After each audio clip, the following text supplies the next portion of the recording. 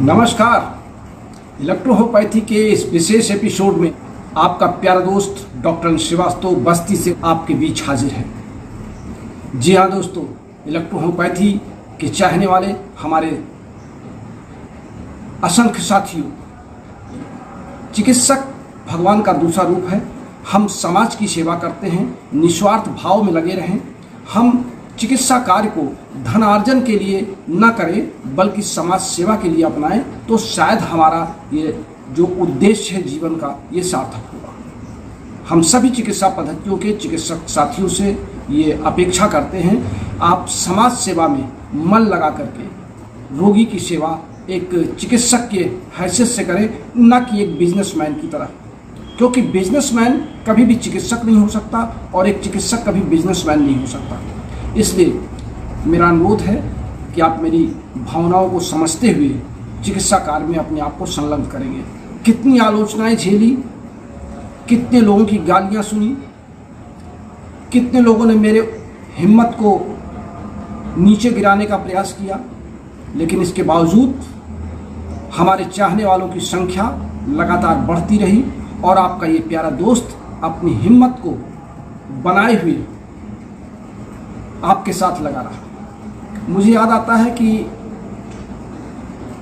मैं जब इंटरमीडिएट में पढ़ता था 1982 में 1982 में, तो हम लोग की पोएट्री में एक कविता होती थी इफ़, और उस इफ़ कविता में 4 लाइन इस बात का जिक्र था कि जब आपसे सब रूठ जाए, जब आप बिल्कुल हताश और निराश हो जाएं, आपका सब कुछ नष्ट हो जाए, तो फिर आप अपने टूटे फूटे उन्हीं घरौंदों से एक नए घर का निर्माण कीजिए। टूटे फूटे उत्साह से आप अपने हृदय को फिर से उत्साहित कीजिए।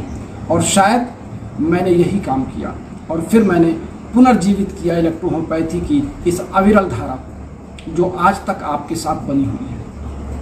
मैं आभारी हूँ तमाम आलोचकों का जिन्होंने लगातार मेरी आलोचना की और उन आलोचनाओं से मैं और अपने आप को मजबूत साबित कर सका।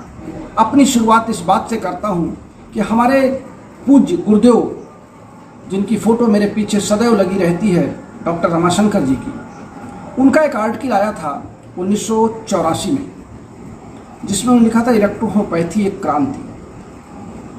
और वो 1984 में आने के बाद इक्का दुक्का लोगों ने उसको देखा, क्योंकि उस समय इलेक्ट्रोहोपैथी एक क्रांति नहीं थी, केवल डॉक्टर रमाशंकर की टीम एक क्रांति थी। बाकी इलेक्ट्रोहोपैथी के जितने सरताज थे उस ज़माने के, नाम लेना किसी का उचित नहीं है, उस ज़माने के जितने सरताज थे वो इलेक्ट्रोहोपैथी को एक साइकोलॉजी बना के रखे थे। उसको चिकित्सा शास्त्र में नहीं बनाए थे, बल्कि उन्होंने उसको मनोविज्ञान की तरह ट्रीट करने का काम किया था। उस समय की जितनी भी पुस्तकें थीं, अगर आप उनको देखें तो वो इलेक्ट्रोहोपैथी के चिकित्सा शास्त्र की साहित्य नहीं लगती थी। वो लगती थी कि किसी विश्लेषक ने, या जिसको आप कह लें कि किसी फिलॉसफर ने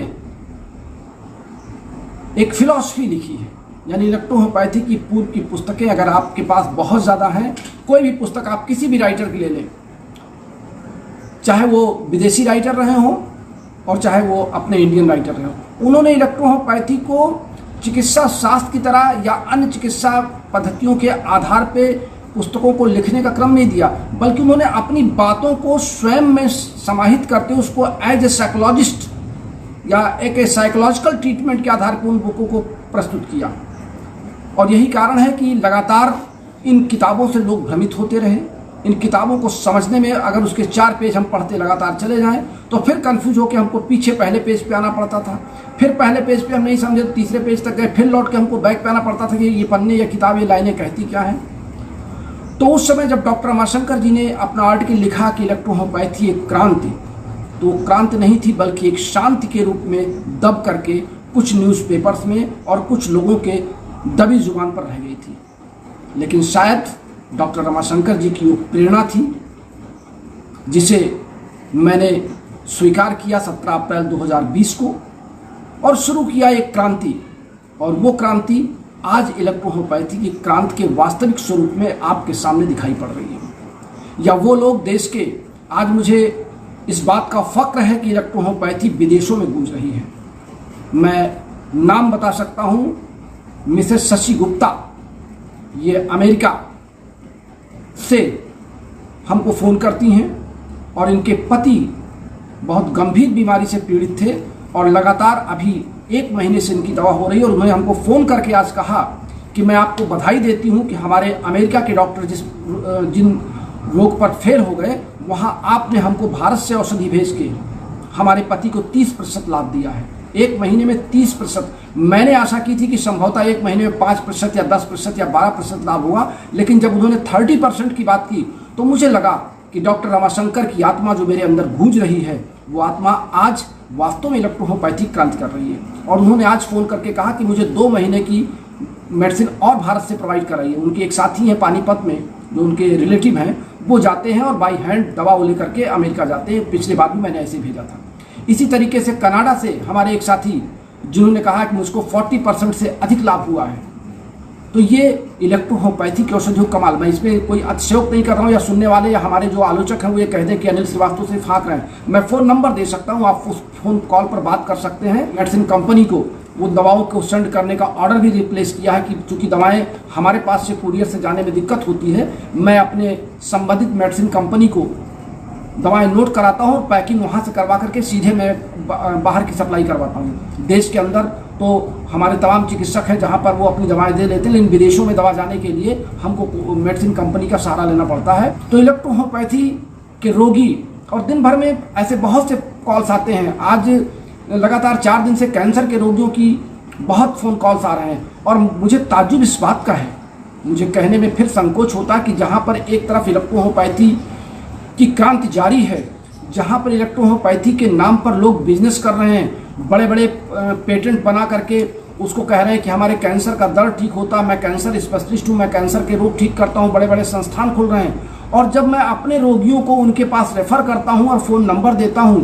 तो या तो उनके फ़ोन नंबर जो पहले चलते थे वो स्विच ऑफ आते हैं, या अगर किसी नंबर को उन्होंने उठा लिया तो वो अपने आप को इतना व्यस्त दिखाते हैं और अपने आप को रोगी से दूर कर लेते हैं। उसकी कह देते हैं कि अभी मैं बाहर हूँ, यहाँ हूँ, वहाँ हूँ। मैं कल पटना से 3 रोगियों का फ़ोन आया था, जोधपुर से 2 रोगियों का फ़ोन आया, और यहीं पर चर्चा मैं कर लूँ कि जोधपुर और पंजाब के 2 रोगी एक बड़े कैंसर इंस्टीट्यूट से लौट करके निराश होकर आए हैं और उनको हमारे बताए गए चिकित्सक के द्वारा वहाँ दवा उनको उपलब्ध कराई जा रही है जोधपुर में और पंजाब में। उनको लग रहा है कि जो मेरा 50, 60, 70 हज़ार रुपया एक सप्ताह में उस संस्थान में खर्च हुआ, उससे कहीं ज़्यादा लाभ मुझे आपके द्वारा बताए गए नुस्खे से हमारे संबंधित डॉक्टर हमको दवा दे रहे हैं। अगर डॉक्टर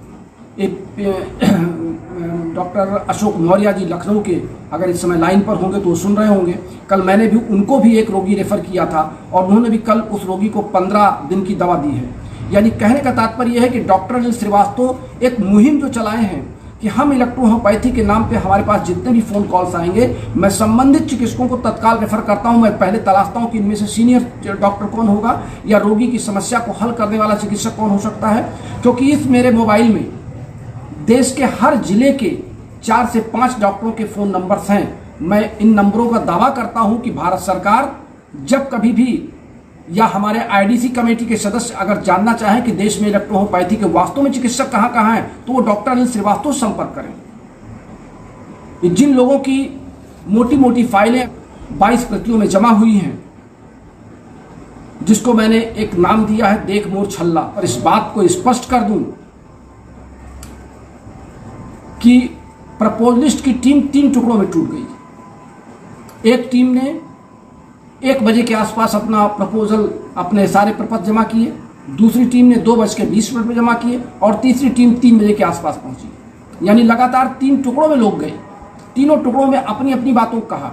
बस मुझे इतनी ही राहत है कि आप सब जितने भी हमारे फॉलोअर्स हैं उनके लिए खुशखबरी ये है कि मेरी ये दोनों पुस्तकें, ये हैंडबुक ऑफ इलेक्ट्रोहोम्योपैथी और प्रैक्टिस ऑफ मेडिसिन, ये दोनों एक में कंबाइंड करके एक बाइंडिंग में आईडीसी कमेटी को हमारी एक टीम ने सौंपा है। हालांकि मैंने इसको लिखा, मैंने आप सबको समर्पित किया।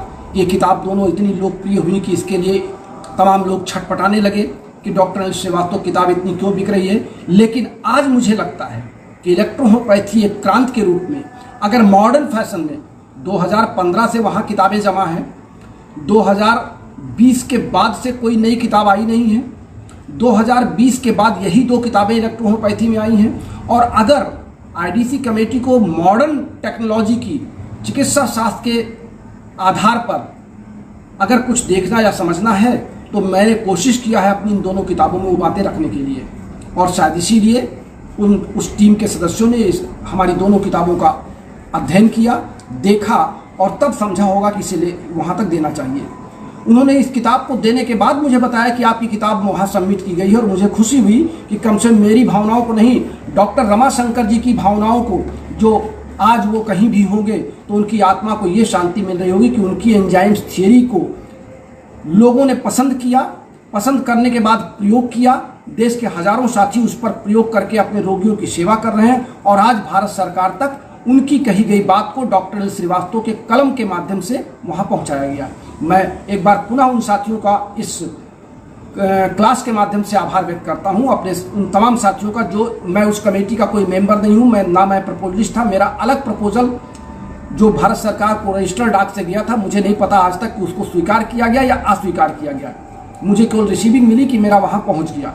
लेकिन उसके बारे में चिंताग्रस्त इसलिए नहीं हूं कि प्रपोजल चाहे किसी का हो, भारत सरकार इलेक्ट्रोहोम्योपैथी को मान्यता देगी, न कि किसी कमेटी को देगी, न किसी संस्था को देगी, वो इलेक्ट्रोहोम्योपैथी को देगी। और जब इलेक्ट्रोहोम्योपैथी को मान्यता भारत सरकार देगी तो ए से लेकर के जेड तक इलेक्ट्रोहोम्योपैथी का हर चिकित्सक सम्मान पूर्वक अपने आप को चिकित्सक की श्रेणी में ला सकेगा। आज ये बातें बहुत महत्वपूर्ण थी जो मुझे आपसे करनी थी। अब डॉक्टर रमाशंकर जी ने फर्जी कोई बातें नहीं की थी। हमारे तमाम साथी कहते हैं डॉक्टर रमाशंकर जी की बातों को अनिल श्रीवास्तव यूं ही कहते हैं। डॉक्टर रमाशंकर जी की अगर आप देख रहे हो आज बहुत दिन बाद में एक बार पुनः ये हमारी वो पुरानी बाइंडिंग है जो 1982 से है और इस पर लगभग इसका पन्ना भी खत्म हो गया है। और ये अगर इसको मैं अंदर से खोल कर दिखाऊं तो अब आप देख लें कि उस समय मैं सिर्फ हाथ से लिखता था, स्केच पेन से लिखता था और स्वयं लिखता था। ये उस समय का है। इसका शीर्षक है इलेक्ट्रोहोम्योपैथी पर आधुनिक विचार, डॉक्टर रमाशंकर, और नीचे लिखा है सार संकलन डॉक्टर अनिल श्रीवास्तव। और उस समय मैं कानपुर रहा करता था तो मेरा इसमें कानपुर का एड्रेस है। मेरी रोचकता को देखते हुए कुछ लोग कहते हैं डॉक्टर रमाशंकर जी ने अनिल श्रीवास्तव को कुछ नहीं दिया, केवल उनकी बात करते हैं। तो आज एक बार पुनः मैं डॉक्टर रमाशंकर जी को नमन करते हुए उनकी ओरिजिनल हैंड राइटिंग का सिग्नेचर आपके पास लाता हूं। ये डॉक्टर रमाशंकर जी के ओरिजिनल सिग्नेचर हैं। शायद ये सिग्नेचर किसी के पास हो। उन्होंने इस पूरे में लिखा है कि ये पूरी की पूरी बुकलेट मैं डॉक्टर अनिल श्रीवास्तव को सौंप रहा हूं। इसके प्रकाशन का, इसके संशोधन का इनको पूरा अधिकार होगा। और ये तारीख है 24/8/87 की। इस पर मैं और पास कर देता हूं आप लोग इसकी 24, चूंकि आपको उल्टा दिख रहा होगा लेकिन ये डॉक्टर रमाशंकर जी का ओरिजिनल हस्ताक्षर है जो मैं आपको दिखा रहा हूं। ये शायद आज तक मैंने किसी को दिखाया भी नहीं था। और देखिए बिल्कुल ऑफिशियल लैंग्वेज में उन्होंने एक सिग्नेचर यहाँ किया है और एक सिग्नेचर फिर आकर के यहाँ किया है। जो जितने टाइटल्स उन्होंने मुझको दिए थे वो सारे टाइटल्स यहाँ लिखे हुए हैं। और उस टाइटल के अंत में दिया है कि मैंने इतने लेख डॉक्टर अनिल श्रीवास्तव को सौंपे हैं, जिसमें मैं केवल नाम पढ़ देता हूँ। उनका पहला लेख था इलेक्ट्रोहोम्योपैथी के चिकित्सकों के कुछ भ्रम और उनका निवारण, पृथ्वी आदि जीव, चिकित्सा जगत में इलेक्ट्रोहोम्योपैथी एक क्रांति, इलेक्ट्रोहोम्योपैथी के सिद्धांत की वैज्ञानिक समीक्षा, रोग एक या अनेक, इलेक्ट्रोहोम्योपैथी की दवा क्या है, इलेक्ट्रोहोम्योपैथी की दवाओं की वास्तविकता क्या है, विविध दृष्टियों से रोग का परिचय क्या है, इलेक्ट्रो होम्यो और इलेक्ट्रो कॉम्प्लेक्स होम्योपैथी की चिकित्सा एक नहीं 2 चिकित्सा विधाएं हैं। और इलेक्ट्रोहोम्योपैथी एक सरल, व्यवहारिक और नया दृष्टिकोण। ये उनके हिंदी वर्जन थे। इंग्लिश वर्जन में उन्होंने लिखा था medicine must be act must not react, must be act and must not react. यही था इलेक्ट्रोहोम्योपैथी का हार्नही सिद्धांत। दूसरा उनका इंग्लिश वर्जन था revenge of the force odd force of day. तीसरा था इलेक्ट्रोहोम्योपैथी कैन रिक्यूज एक्टिविज्म। तीसरा था increasing world wide interest in the alternative therapy. फिर था an ideal system of treatment and electrohomoeopathy. चौथा था 10 step for practice of electrohomeopathy, 10 step for electrohomeopathy की practice के लिए। और अगला था require a fresh look at the medicinal value of the plant. A purely electrohomeopathic treatment by the plant, और last उनका था medicine and organ which they are affected. जो मैंने आपको अपनी बुक में, दोनों बुकों में ये बताया है कि कौन कौन से अंगों पर कौन कौन सी दवा काम करती है या उसका सिस्टम क्या है, ये डॉक्टर रमाशंकर जी की ओरिजिनल राइटिंग मैंने टाइप कराया था, फिर उनको लगा कि इस पर कुछ और लिखना चाहिए। ये उनकी ओरिजिनल राइटिंग है और बाकायदे पेन है, ये एक टाइप फोटोकॉपी नहीं, इस पर उन्होंने अपने हाथ से इसको लिखा है कि medicine and the organs which they affected. मैंने लिखा था specific organ of the medicine, तो उन्होंने उसको संशोधित किया, नहीं इसका नाम ये होना चाहिए। और फिर ऑर्गन वाइज सारे के सारे, ये पन्ने बहुत पुराने हो चुके हैं, मैं इसको वसीयत समझ करके, पूजा समझ करके इसको अपने पास संरक्षित रखे हूँ। और इसी में अगर आपको ध्यान हो, हमारे तमाम विद्वत इस बात को कहते हैं कि अनिल श्रीवास्तव दूसरों की बातों को उठाते हैं। जिस चार्ट पर आप लोगों ने बाद में देखा है पुस्तक में, ये 1984 का मेरा वही चार्ट है जो मैंने आपको हैंडबुक ऑफ इलेक्ट्रोहोम्योपैथी में इसको कलर्ड दिया था। यानी मैं 1984 में इस पर शोध कर चुका था कि किन ऑर्गन्स पे कौन से होने चाहिए, और जिस CNS और L2 और L3 का ये चार्ट जो आप हमारी पुस्तक में कलर्ड देख रहे हैं, वो 1984 में मैं बना चुका था। यानी मैंने इस पुस्तक को, जो आज पुस्तक आपके पास समर्पित मैंने की है, इस पुस्तक के लिए मैंने अपना माइंड मेकअप 1984 से ही किया था। फिर मैंने कंपाउंड मेडिसिन के, ये डॉक्टर रमाशंकर जी के समय के सारे पेज हैं, आज के पेज नहीं हैं, और इस पेज को संभाल के रखने का उद्देश्य सिर्फ इतना है कि लोग ये समझें कि रमाशंकर जी हमारे कितने करीब थे या वो मुझे कितना मानते थे। कहने को तो बहुत लोग अब तालियां पीटते हैं कि मैं रमाशंकर जी का शिष्य था, बहुत लोग अपना नाम उस लाइन में जोड़ते हैं, लेकिन ये जो चीज़ें मैंने आपको दिखाई, ये शायद हमारे कोई साथी दिखा सके। डॉक्टर रमाशंकर जी के ओन हैंड राइटिंग की एक लाइन मैंने तो आपको नीले पेन से दिखा दिया कि इनकी वही पेन है, ये फोटोकॉपी भी नहीं है। और फिर मैंने इस बुक को, चूँकि ये पुरानी हो रही थी, फिर मैंने इसको फिर से फोटोकॉपी करा करके, बाइंड करा करके, एक बाइंडिंग कॉपी भी इसकी अपने पास रखी कि बाय द वे अगर ये खराब होती है तो इसके पेज इसमें रहें। और इसमें फोटोकॉपी में रमाशंकर जी का, वो तो मैंने इंग्लिश दिखाया था, रमाशंकर जी का हिंदी का हस्ताक्षर भी यहाँ पर है। ये डॉक्टर रमाशंकर जी का हिंदी का हस्ताक्षर जो उन्होंने मुझे शुभकामनाएं दी थी। और इसी के नीचे डॉक्टर वी कुमार जी का भी संदेश है, ऊपर डॉक्टर रमाशंकर जी का, नीचे डॉक्टर वी कुमार जी का। और इस पुस्तक को बाइंड करने के लिए और इसको संरक्षित रखने के लिए दोनों लोगों ने अपनी शुभकामनाएं दी थी। और आज इलेक्ट्रोहोम्योपैथी एक क्रांति के रूप में, अगर मैं 17 अप्रैल 2020 से आपके बीच लेके आया हूँ, तो हमारे पूज्य गुरुदेव की ही प्रेरणा है और उन्हीं की इलेक्ट्रोहोम्योपैथी क्रांति है जो आज भारत सरकार के यहाँ गूंज रही है। वरना आपने देखा होगा कि 2020 के पहले फेसबुक और सोशल मीडिया पर आप सर्च कर लें, मैं चैलेंज करता हूँ, दावा करता हूँ कि 2020 के पहले, कोरोना काल के पहले, जरा आप इलेक्ट्रोहोम्योपैथी के बारे में सर्च कर लें, क्योंकि उस पर डेट भी आती है कितने दिन पहले किसने क्या डाला है।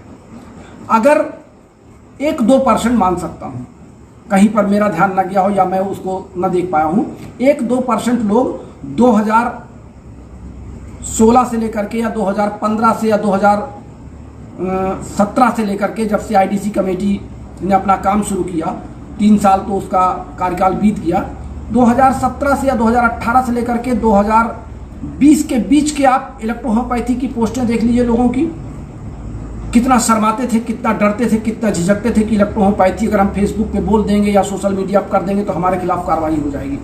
लेकिन जब 17 अप्रैल 2020 से डॉक्टर अनिल श्रीवास्तव ने बोलना शुरू किया और प्रतिदिन बोलना शुरू किया, और कभी कभी तो आपको याद होगा एक दिन में मैंने 3 क्लास लिए थे, क्योंकि मैं कोरोना काल में खाली बैठा था, तो सुबह भी लेता था, दोपहर में भी और रात में भी लेता था।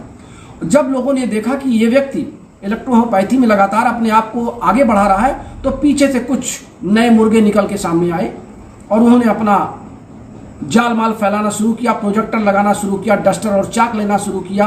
किसी ने अपने मेडिसिन कंपनी का प्रोजेक्टर दिखाना शुरू किया, किसी ने दवा बनाने की फैक्ट्री का फ्लास्क और ग्लोबल्स और जार दिखाना शुरू किया। यानी कुल कहने का तात्पर्य यह है कि मैं बार बार अगर इस बात को कहूँ कि इलेक्ट्रोहोम्योपैथी एक क्रांति के रूप में डॉक्टर रमाशंकर के इस शिष्य ने इलेक्ट्रोहोम्योपैथी में अगर क्रांति लाई, तो आज क्रांति के रूप में हमारे तमाम साथी उभर के आए। वो सब बधाई के पात्र इसलिए हैं कि उन्होंने, भले वो मेरे पीछे ही चले, लेकिन उन्होंने इलेक्ट्रोहोम्योपैथी के लिए अपने कदम आगे बढ़ाए और जिससे एक जागरूकता आई पूरे देश में, पूरे विश्व में।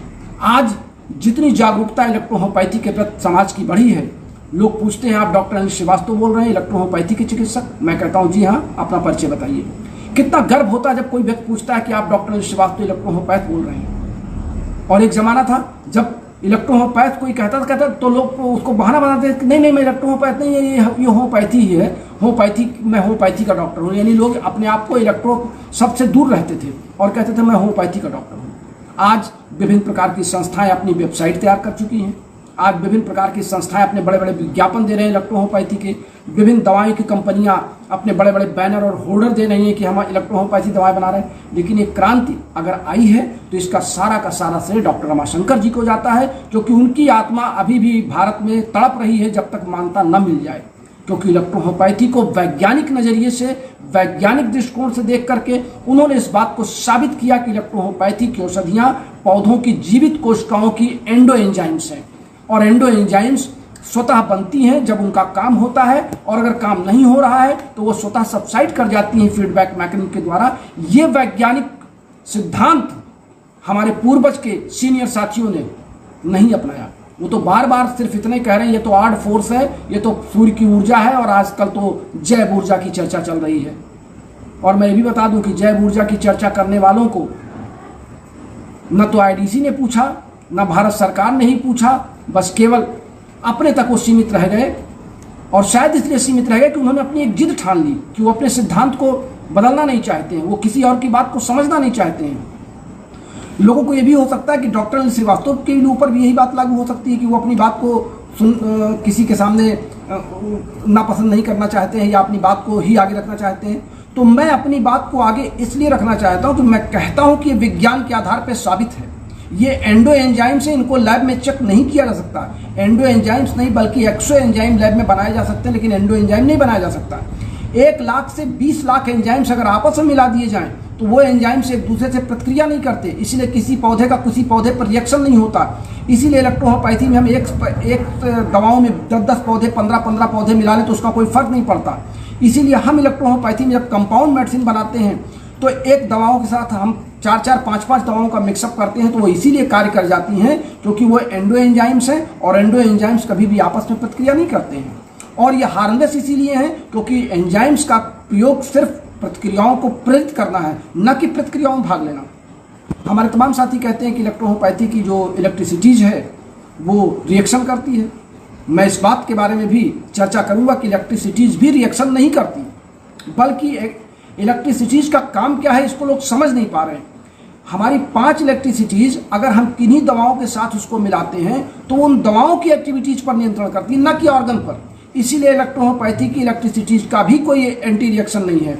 मैं पूरा का पूरा आरी अगर पी जाऊं तो लोग कह दें कि मेरा ब्लड प्रेशर बढ़ जाएगा या बीपी बढ़ जाएगा या मुझे हाइपरटेंशन हो जाएगा, तो ये बात बिल्कुल शून्य है, ये बिल्कुल निराधार है, क्योंकि इलेक्ट्रोहोम्योपैथी की औषधियां एंजाइम्स ही तो हैं। हम आरी पी लें या बी पी लें या जी पी लें, उससे क्या फर्क पड़ता है? हम पूरी की पूरी बोतल आरी की पी जाए तो हमारा ब्लड प्रेशर क्यों बढ़ेगा जब हमको उसकी जरूरत ही नहीं है? आरी जाकर के हमारी दी गई दवाओं की क्रियाशीलता को बढ़ाता है, वाई हमारी दी गई दवाओं की क्रियाशीलता को घटाता है, डब्ल्यू हमारी दवाओं की क्रियाशीलता को सबसाइड करता है, और बी उन दवाओं की क्रियाशीलता को बढ़ा करके ब्लड सर्कुलेशन को प्रॉपर करता है, और जी उन दवाओं के माध्यम से पस टेंडेंसी को चेक करता है। इसमें कौन सा ऐसा दवा है जिसको खाने से हमारी बीपी बढ़ जाएगी, या आर ही नहीं देना चाहिए, वाई ही नहीं देना चाहिए, या डब्ल्यू ही नहीं दे? ये क्या भ्रम है? और यही भ्रम इलेक्ट्रोहोम्योपैथी के जो नए स्कॉलर्स आ रहे हैं उनको भरमा रहे हैं।